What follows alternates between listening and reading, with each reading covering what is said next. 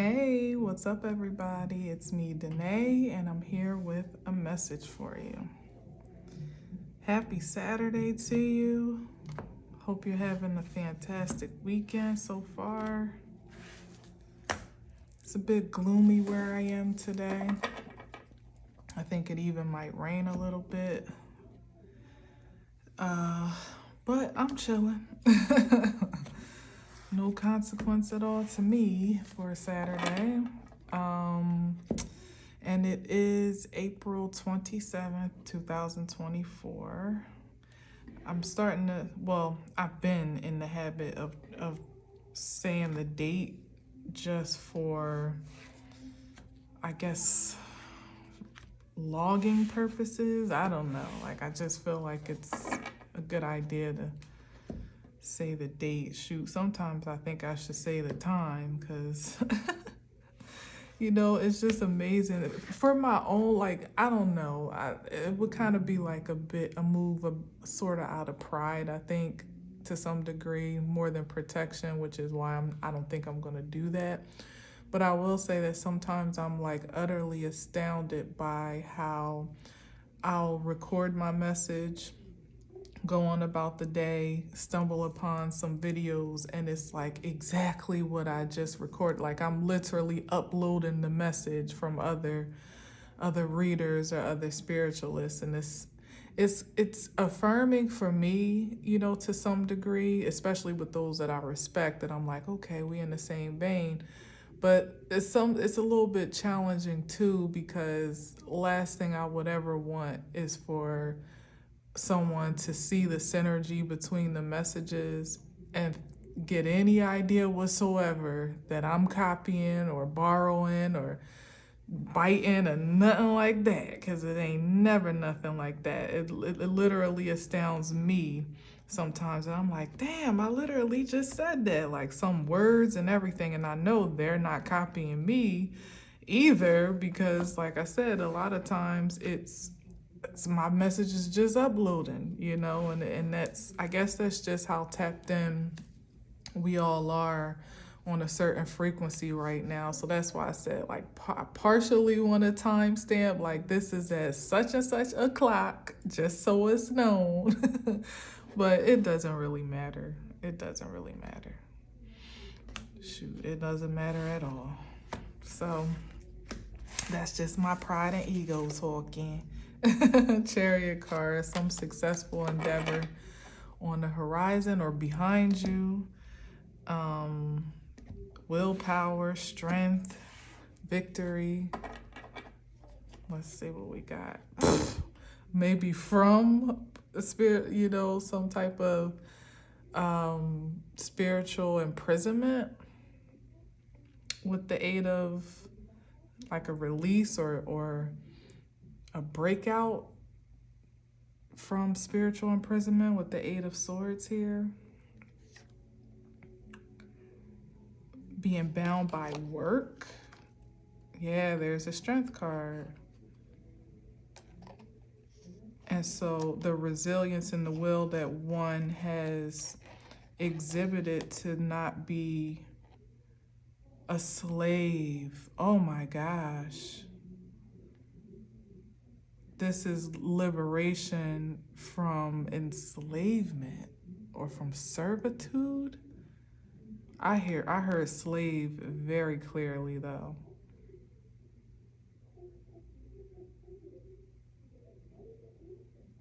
And that Chariot card is that's the breakout, the Calvary.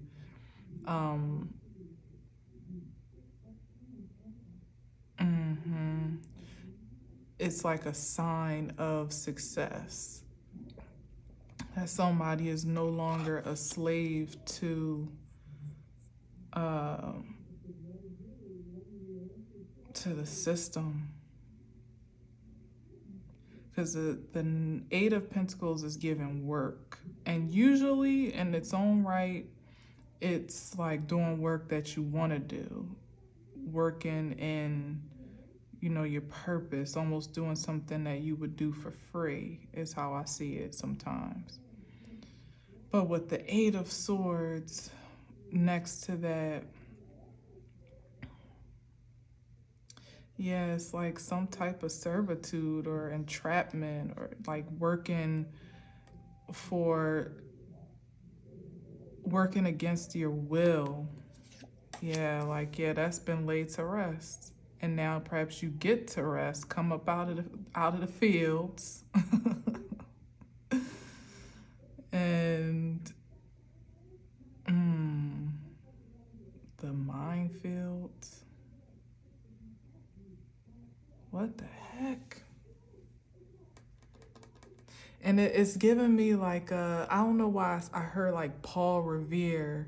No, but that he was announcing that the British were coming. But I heard Juneteenth actually when I saw the chariot card, when I got into this energy and from the chariot card. So it's like that's the announcement, or like I said, the Calvary coming to alert those that may not have realized that they were free. You know, it's like people still in the fields and working their fingers to the bone, feeling as if they have no choice, they have no options, that they're bound to this work or obligation or whatever it is. It's like, we's free. Pack it up. You know, it's like somebody's resilience has bought their ticket to freedom, because everybody didn't make it to that good old day of Jubilee, you know, when by law, some didn't make it to the point of by law in which everyone was free, but still, as we know, some folks in the South had no idea that they had been freed before. I think it was Confederate soldiers. Was it Confederate soldiers, or there were soldiers that came around? I'm kind of hazy on which side it was, but soldiers that came around to break the news to those that were unaware that you don't have to do this anymore against your will. Now, there were other levels of servitude that followed that, of course, we know, even to this day, but at least they weren't forced to work in the ways that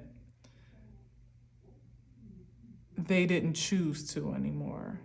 They weren't forced to work against their will. Let's put it that way. Everything that ensued after that, sharecropping and, you know, so on and so forth, was more out of choice, even though there was still imbalance and unfairness. We know that. But it was still a matter of choice to commit yourself to that labor as opposed to being forced into it. So there's something here about that. Interesting. And the strength card. Yeah, so what I was saying is, like, everybody didn't make it to the date of when slavery was abolished, and everybody didn't make it to actually see the day. Can you imagine the folks between the date it was abolished and the time? I think it was something like a year out almost of when everyone was aware, you know? Can you imagine perishing in between that time, being a free person but not knowing? Can you imagine your loved ones side by side, even you as a survivor being freed in some regard, getting that news that y'all been free since whatever that date was, you know, like, all this time? You mean I could have been out here living my best life, me and my family, me and my loved ones, my friends, you know? And could you imagine the bitter sweetness of that revelation, considering who could have experienced it with you, or who could have made it with you and didn't quite get to that real, you know, that day? Like,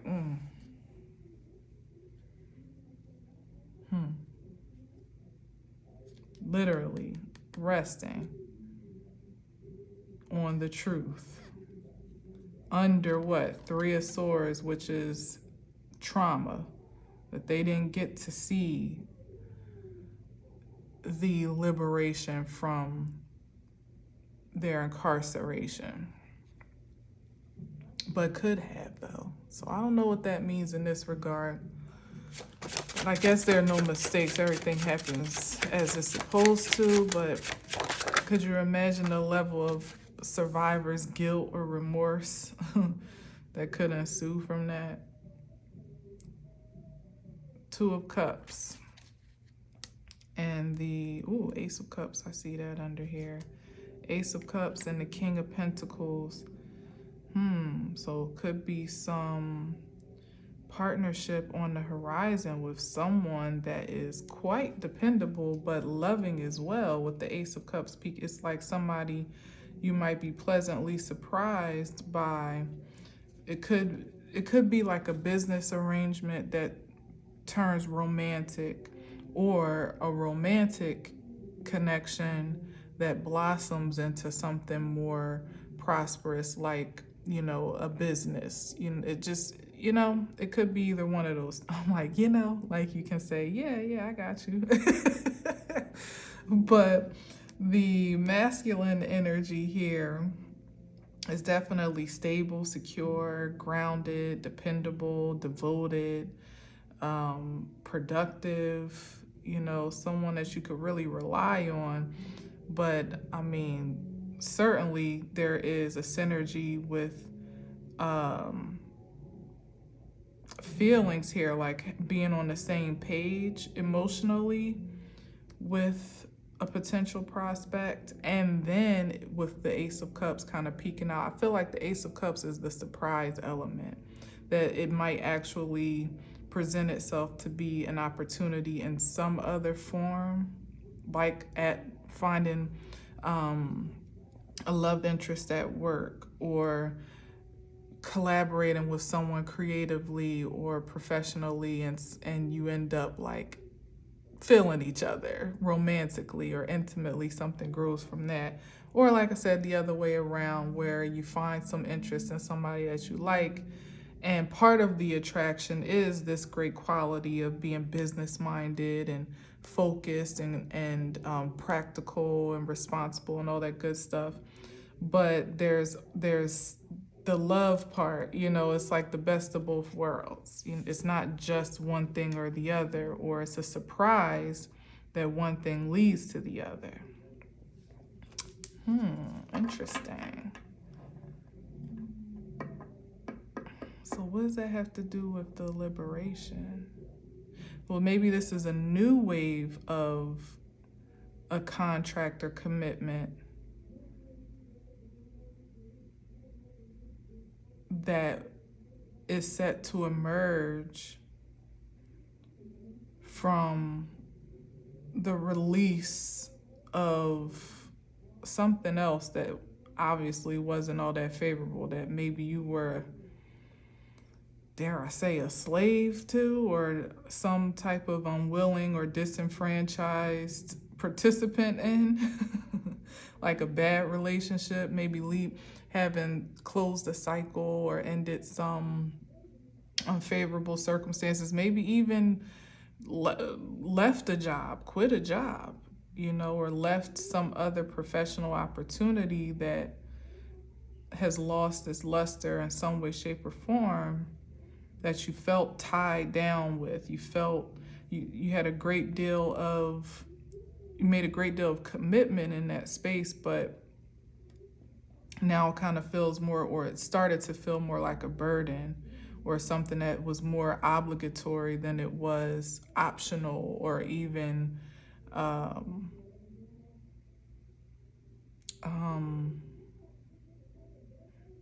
like something that you would want to do. Something about that. I want to bridge the connection here. Let's see. Let me get a couple more. What was that? Nine of Cups on wish fulfillment. Heartbreak. Or trauma and again? Maybe that's solidifying what I just said, that this is a new contract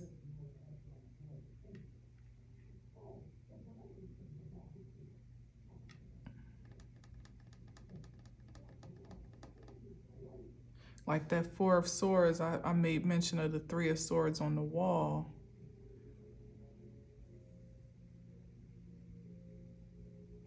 So it could be like maybe reconciling the pain and trauma of the past on account of those that did pave the way for you to have an opportunity such as this of advancement, like I was talking about in terms of like the liberation of the slaves, where some people didn't get to that day. They didn't get to see their own freedom. But here you are with all the choice in the world, although sometimes it seems limited at times, but in actuality, you know, there's a great deal of liberation and an opportunity for sovereignty by way of the will to accept it and to assert it. Seven of Pentacles, the Eight, and the Three of Swords. Yeah, like you don't have to work in the frequency of heartbreak or toxicity anymore, trauma, like working in trauma, for trauma, against trauma, you know, always feeling like you're kind of behind the wheel to some degree, you know, or on a hamster wheel, that the more you work, the more bound and obligated you seem to be. There's some breaking of a cycle here. Seven of Pentacles is about long-term investments. Yeah, it could be speaking about the long-term blood, sweat, and tears of, you know, ancestors, way showers, guides, known and unknown, that have made this day so. For you to be able to work freely to your heart's content without obligation, without force.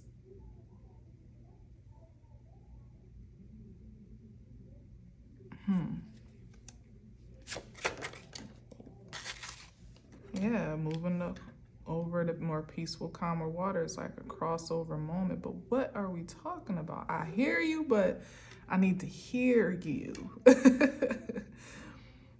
I see it, but make it make sense. Certainly moving away from trauma and old hurts and pains. Leaving that behind. Wading in the water, so to speak.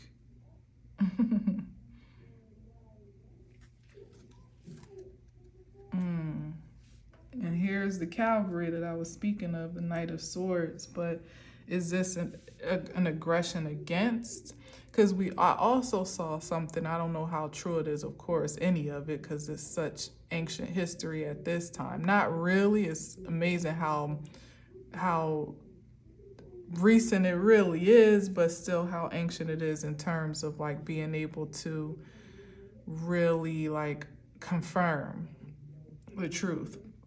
But I also heard something that on some plantations, slave masters and overseers would get quite violent. Like even after the news was spread that slaves were free, they would try to like almost intimidate the slaves to submit to, you know, to servitude by force. Literally just start being reckless, like abusing people or killing people, to use like the intimidation and brute force as a way to keep people shackled. So even with that, if you consider this just the layers of adversity, that some didn't know they were free and they were. First of all, some didn't get to the freedom when it was actually abolished. Some didn't know once it was. Some, you know, got the news, which I'm sure was probably nothing short than astounding and damn near unbelievable.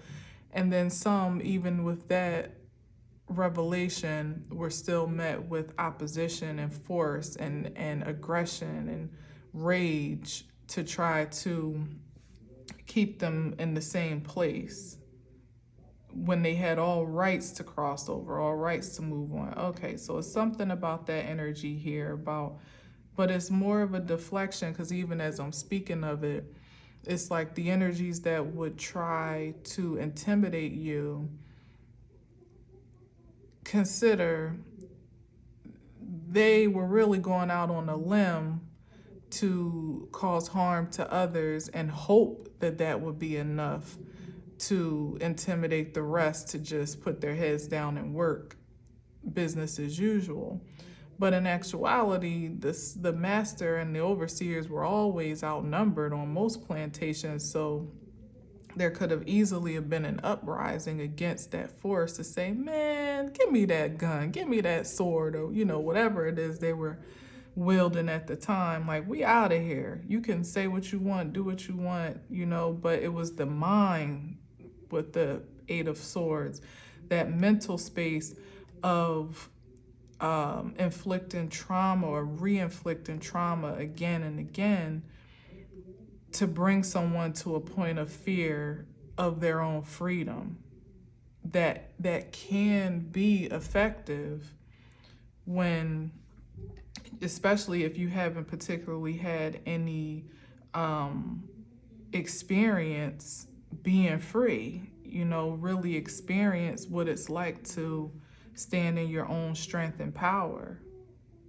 So something here about, this being a very delicate crossover moment where many are experiencing the strength, they're seeing their it's like an awakening of sovereignty that's happening widespread. It's a wave of people realizing that they've been free, that they've had a choice for a long time, and it was all a matter of their will to exercise it at this point. And then even after that, still coming up against projections and oppositions to keep them bound to that old mindset of entrapment, even as they're forging new agreements and contracts with themselves, like understanding themselves in a new light, and also coming into new commitments and exchanges with others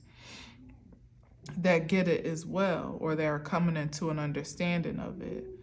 So it's given that, like I said,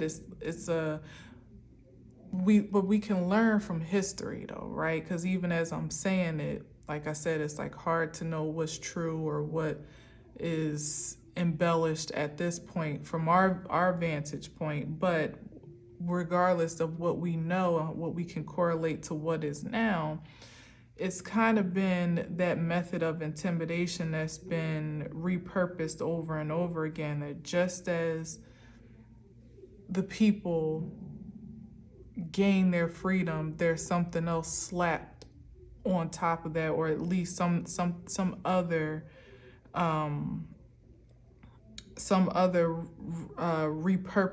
repurposement of confinement that emerges to bind in a different way. And in this regard, it's mentally, because it could only, I feel like the mental disturbance would be to create insecurity and distrust within oneself, to sort of like the slave, just go, you got this, you're free. But the distrust is mentally feeling like you may not be fully healed or capable to sustain yourself for a long-term, in the long run of liberation. That's maybe even projecting that you might be too hurt and too damaged to truly You know what it really is? It's the fear, as I'm even saying it, it's the fear that as soon as you set out into that truth of freedom and liberation, like, yes, I finally made it. I'm able to live the life that I've wanted to live without shackles, without confinement, without limitations. It's that energy in the corner of your mind that's like, but what if? Or, well, how far will I be able to go without the other shoe dropping or some other opposition, some new face of the enemy presenting itself to stop me along my journey, to cut my progression short. That's the projected energy that you'll never get too far without good old massa, and I mean that in the least derogatory way. It's not confined to, it's not limited to culture here. This is energetic. That good old massa or the overseer or the slave catcher will be hot on your trail before you reach your destination, before you reach that promised land that you're crossing over into. Because so many times in the past, that's been the case.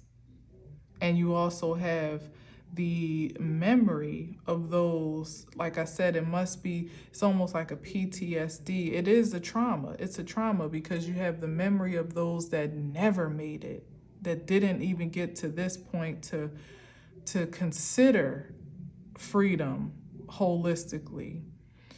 So there's also a tug of war on your heart in that regard, because like I said, you might have a bit of a survivor's guilt, not to mention like just the recollection of those that, I mean, the greatest recollection is of trauma at this point for many of us. You don't have as much evidence or as much intel to consider success on the other side of crossing over, because it's for many of us a place that we haven't fully inhabited yet. You may have gotten a little taste of freedom here or there, a little taste of liberation, a little taste of living on your own terms here or there, but it hasn't been realized holistically without concessions, without fine print, without opposition or the fear of opposition, without some clause, some term or clause that infringes upon the full activation of that contract of freedom. Or, like, I know what I'm trying to say. I'm trying to make it plain because I don't feel like I totally am, but I feel this energy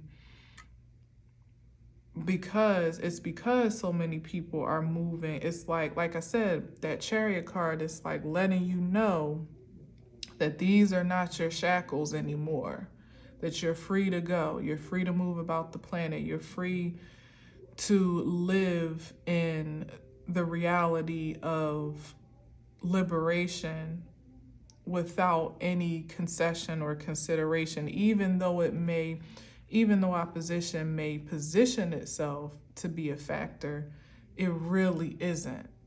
Not any more than you allow it to be at this point.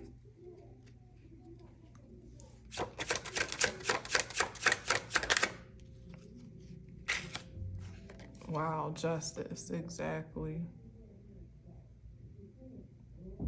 To balance, to harmony, to what's fair, what's right, what's been earned and deserved at this point in time, what has been legalized. I don't know, like I was saying, like about the whole slavery piece, and some not making it to the point of when it was no longer just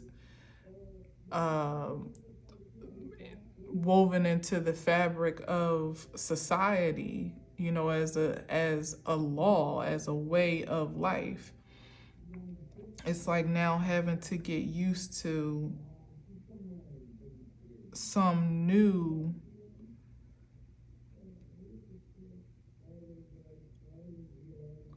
justice, Everybody is getting used to it, because any energy that would be it's sort of that same energy. Like I'm saying, it's like there was a threat to the plantation owners to lose the value of their businesses, their crops, their legacy on account of law changing, which incited them to be aggressive or just be obstinate to the change overall, which led to the Civil War in the first place, right? But it's like something about what's being ingrained and written in stone to some degree that can't be overturned. But just as in that time, it can be overlooked or even like blemished in some way. Like there's something here with this Justice card, that there are some freedoms that have already been established that have been hidden or something. And let's see what's on the bottom. Oh, wow. The Death card. Yeah, that's going to transform everything, life as we know it. Because there's some type of clauses or something that have been buried in the justice system as we know it, or as it's been projected to us, to keep us subservient to the system a certain type of way. And it could be culturally, but I feel like it's more about economics, as everything usually is, than it is about culture. And then whoever gets the worst end of the stick, so be it. That's just how the cookie crumbles.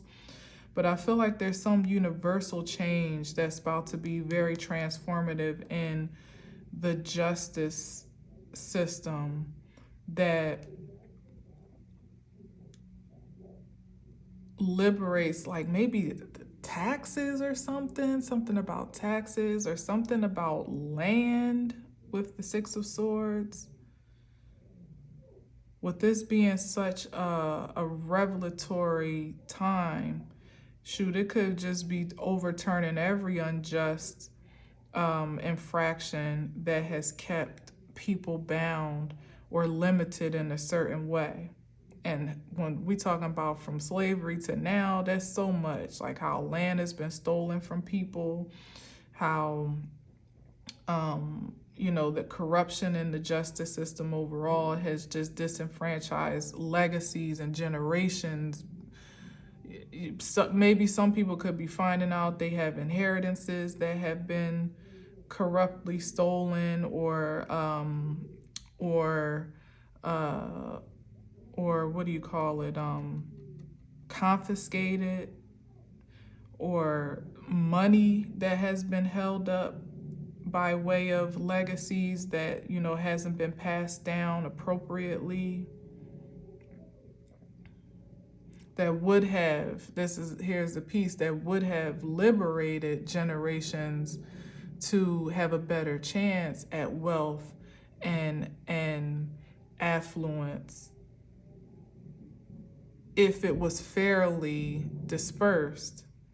So here's the piece about the survivor's guilt. It's like thinking about, like, say, let me put it real plainly, like say you find out that you have property, like a whole farm somewhere in the South, and it was held up, being passed around from generation to generation by way of a family or some type of governship that it wasn't rightfully assigned to. But because there was no knowledge of it, maybe even your own folks, maybe somebody died or was apprehended by some illegal affairs, and it stayed in another generation and was passed down on and on and on. But when you look back at it in hindsight, if it had stayed in your family, it could have been the framework of generational wealth to own a property such as that, whether it be to farm the land and market the produce or the products, or just having the real estate as a commodity in the family overall. But you find out that it was swiped from your lineage, passed on into someone else's, and now after generations, maybe decades, hell, for some maybe centuries or a century or so, you find out that now you're the beneficiary as the, you know, the last living relative of this bloodline or this family or whatever. And then here you find out that it goes to you, and it's like I said, the bittersweet is that, damn, like, I'm blessed to be living at such a time as this. But think about all the disenfranchisement of your legacy that experienced a great loss and maybe poverty, or had to struggle to work to make a dollar out of 15 cents for some, that felt burdened and beholden to work for a system that paid, you know, that gave little reward in return, that was bound to a contract, or that was disconnected from a contract that was rightfully theirs, but instead became the exchange of a traumatic like a traumatic inheritance of sorts, like that got passed down over and over. Because once you get in one rut of poverty and trauma, that it takes a lot to really to liberate a legacy from those seeds, because you struggle, and then your kids, they may do a little bit better than you, but they struggle too. And then, that generational trauma gets passed down on and on and on. And somehow it is buried in the system that is supposed to protect you, that's supposed to be fair and equal for all. But that's exactly the system that allowed for this to take place. Somehow, and there are so many stories that in that regard, particularly about land in this country that was ripped from its rightful owners, and either by the government itself as like eminent domain to put up highways or do this or do it, whatever it is that they feel is more important than you owning your land, or literally stolen and dispersed in whatever way was justified to whomever it is that stole it. But something's transformative here. I don't know what this is, but it seems like it's going to be some revelation of, it feels like, I'm saying in a very like singular scope, but it feels like it's going to be something more universal, or I don't know, maybe reparations, that are more generalized. Is not necessarily prescriptive by each circumstance, but maybe something gets dispersed that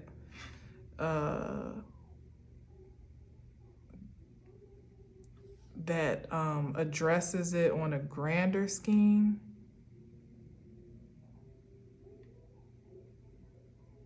And give some folks finally a leg up. And it'll still be up to you if you move out of trauma and out of poverty and out of that slave mentality. You could have a windfall of abundance today and still, not move your legacy forward because of those old woundings. But I think it's something about this time where I'm also saying that so many people are transcending their trauma, have healed from it, are making new commitments to themselves, are making new arrangements, new agreements in spirit, first and foremost, and in truth, regardless of what they've encountered, regardless of what they've overcome, They're breaking cycles, as a matter of fact, to forge ahead even without the leg up. So certainly if there's a leg up that comes by way of something such as reparations or something of that nature, or just like rightfully dispersing the benefits, rewards, the inheritances, like everything that's due to people just kind of like being flushed out to exactly where it's supposed to go.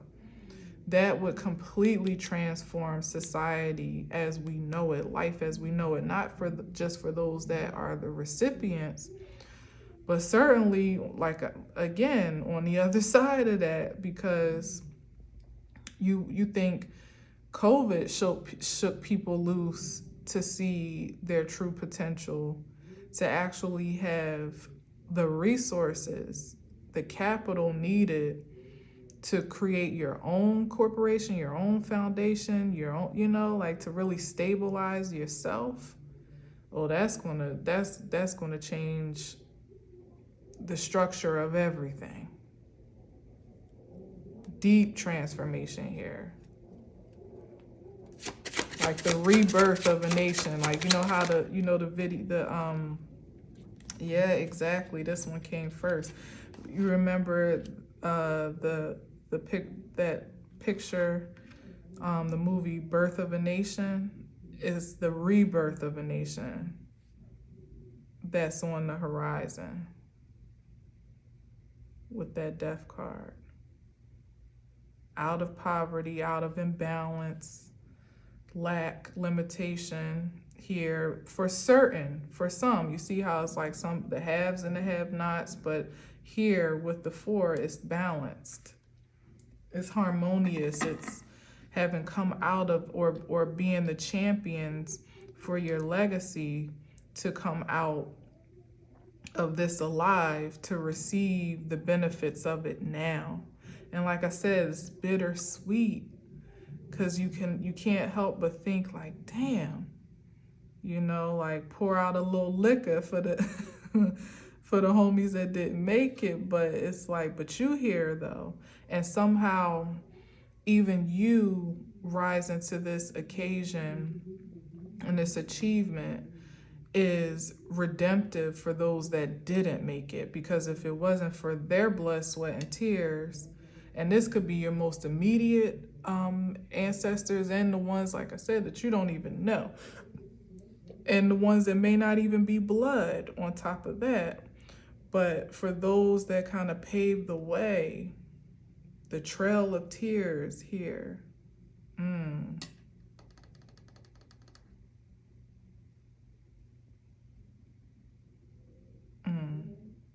I felt some energy on that.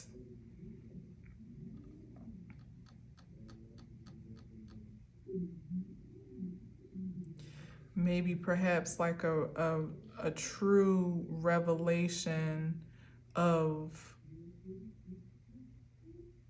the natives of this land, not just what we've been told, and without being able to really confirm the truth, but something's being revealed that's going to bring balance to and harmony to those that have been in line for it for a long time, and that has been withheld from for just as long, if not longer. It's still here.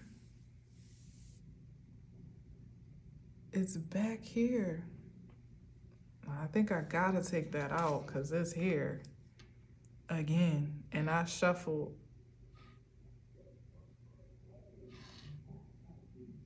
something transformative happening here.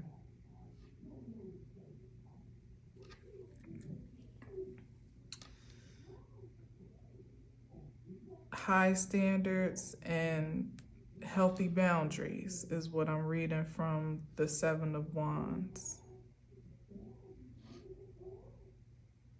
And I feel like it's because whatever this is, when it's revealed, sort of like the disruption that was caused once upon a time, it's like, but we're not as meek we're not such a meek people anymore, where we don't know any better, where the fact that it took so long for news to travel around of the new law, the new justice as it was, it's like news travels too fast and too furious now, and it falls upon more assertive energies in this day and age that are kind of like chomping at the bit to cross over. So don't give a leg up. Don't give a reason, an opportunity to stand your ground on what you already had kind of known was true anyway. And see, that's the thing. That's what's going to incite terror to those that are in opposition to this new reality. Not because in the Seven of Wands, he's not really trying to fight. He's just trying to protect his personal space. Consider the if it's true about what I said about the slaves and against the masters once they realized they were free. I'm sure they wasn't trying to fight their way off that plantation. They were probably just trying to leave peacefully. I can imagine that there weren't too many rebellions or people like looking to get revenge for all their years and generations of heartache. Those people were probably so astounded to be free, number one, but then number two, to actually, be able to leave intact. When, as I said, so many didn't get that chance. I can hardly imagine that anyone tried to start a fight or start a rebellion before they left. If anything, it was probably more protective energy, like, please don't hurt me now that I actually can walk off this plantation, like, just let me go in peace. I don't want no trouble type of energy. And I feel like that's the frequency that can be the frequency even now without the aggression of opposition, to just let people live their lives in peace. When you try to, now it's a different energy though. So it's like, you don't really want to F around and try to hold somebody back that knows that they're entitled to their freedom. It's not the same meagerness and mildness. So that's where the Civil War, geez, I hope it don't come to that. That's where the eruption of violence could ensue on account of unlawful interference. Trying to turn back the hands of time, make something be what it isn't, infringing upon people's sovereignty and their right to live a certain way with these trumped up, laws that weren't justified anyway, but now you're trying to, like how slavery went from slavery to Jim Crow eventually, and that became the fabric of the country. That's not the transition here. It's going to be all or nothing. Or the resistance that is met could be fatal for those that are not in a justified position of opposition. It's not like before where you could just kind of slide in and repurpose the same old statutes. It's a different energy that's behind this progression than it was then. And a different mindset that's helping to fuel it in the physical form. Like, ain't nobody going for no new age Jim Crow that way. At least I like to believe not. That's what the cards are reading, and that's what I feel in my spirit, that once people really get to know how free they actually are, and perhaps how free they've been for some time now, it's no turning back from that.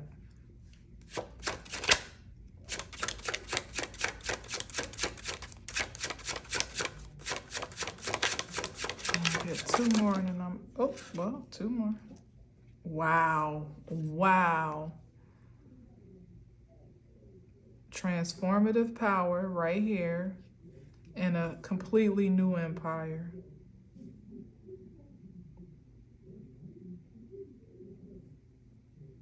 A new regime. Mm, that's it.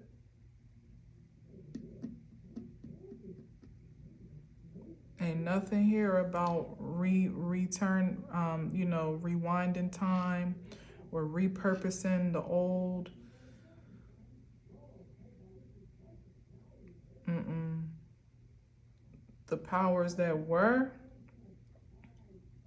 will be laid to rest, as in that Four of Swords, without resistance, exterminated with resistance, because it's time for a new energy to take charge now, new power to be enacted. And this is representative of the people are the power, not just one man, not one person, one force, one figurehead. This is about power to the people now. And anyone that's in alignment with that order is welcomed, is empowered and protected. But anything that would stand against it, like, there is no law that can come against that now, because it's like spiritual law takes precedence at this time. Universal order is at play. And it's something that's going to play out publicly, or even if it could already be the case. That's the thing. Like I said, like, people don't even know yet how free they are, but that word is about to be widespread, and you can expect for there to be bucks against the system or against that revelation, out of fear, of course, out of fear and out of lack. But you can also expect for there to be a great deal of support and like a surge of power, because this change is like, I'm getting a sense that this change is overdue. It's been inhibited for some time now. It's been delayed. So the intensity of which it gets to roll out may be astounding, individually and collectively, as creation, as a society, but it's what's necessary for the greatest good of all, to bring power back to the individual, sovereignty back to the individual, creative consciousness back to the individual.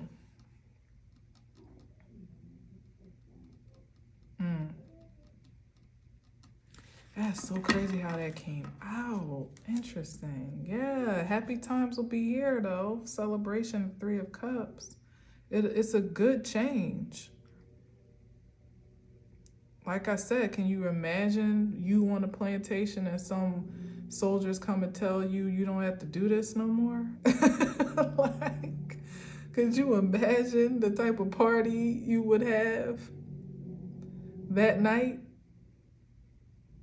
I'm sure it didn't really go down exactly like that, because there was probably some bewilderment, some confusion, some fear, when you consider like folks that were used to being dependent on a system, here it is, now being told every man for himself, you're on your own. So there could be that aspect of it too.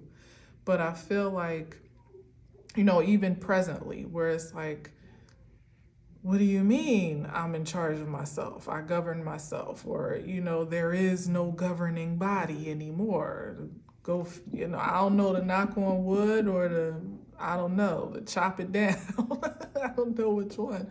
But even for me, that could be a daunting reality to consider. Like, I know how to handle me and govern myself, but what about the ones that don't, So there is that thought there, it could invoke a range of emotions and feelings, but ultimately it's a point of celebration because freedom is always a point of celebration. I don't care what the circumstances may be. Yeah, breaking the cycle of um, dependency that has been nostalgic. This energy has played out and been perpetuated over and over again through generations to feel like, you know, there's always a bigger man and a little man that needs to almost like that the little man kind of always needs to be looking toward the bigger man for some type of governing or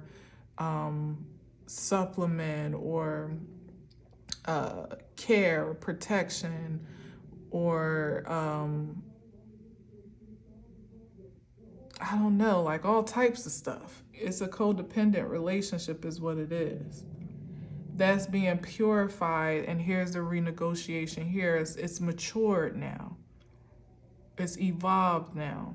It's not stemming from the same cycle of toxicity where, you can't get a leg up, you can't be independent. There's always the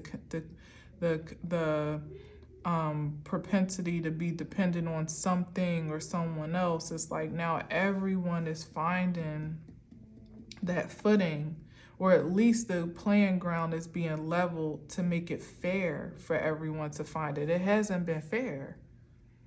It's never been fair in the ways that I spoke about it, where land has been taken, opportunities have been slanted, all types of infractions in harmony and fairness and justice and equality have occurred, not even just particularly with one group or another, just generally, even from the rich and the poor, like I said, the haves and the have-nots. So all of it is, there's been corruption for as long as we have been breathing, perhaps for as far back as the earth has existed once corruption was first introduced, however long ago that was, and it's just continued to brew and to multiply and magnify unto itself until again it just became a way of life that just shape-shifted into different forms. And now it's like the universe is saying enough. There's no place for that corruption anymore, and any energies that get to reemerge with the Six of Cups of the past to the present that can reconcile must be so and do so in their purest form now, here as the Two of Cups, where there is a balanced exchange of energy, not a disproportionate one. That's the recipe for disaster right there. Yes, and the angels are rejoicing in heaven and in earth. At this point, perhaps, if not already, fitting to be one and the same, because the more that these strongholds are dissipated, the more space and opportunity we cultivate for there to be this dual existence of spirit and truth without corruption. Heaven on earth. That's what we after. Some of us, maybe not all of us, but enough of us that matter for it to begin now to truly crystallize from our very consciousness. Well, I'll definitely be watching this back because receive it as you will. I know it's kind of a fruit salad of a couple things, but I feel some power here that I don't think, maybe it's not quite meant for me to speak on as eloquently as I would like to, but something big is shifting in the atmosphere in real time, and There's some that are going to be quite pleased about it, maybe some that may not know how to feel at first until they realize, like, oh no, this is definitely a good thing. And there are some that may, be disturbed by it. Everyone has their right to their response. However, universally so, I feel that it's something good that's coming into fruition that we can begin to celebrate even now before we get the news. All right, so anyway, thank you for listening and watching. Happy Saturday again to you. Enjoy your weekend. I'll talk to you on Monday. Until next time, as always, I leave you with peace.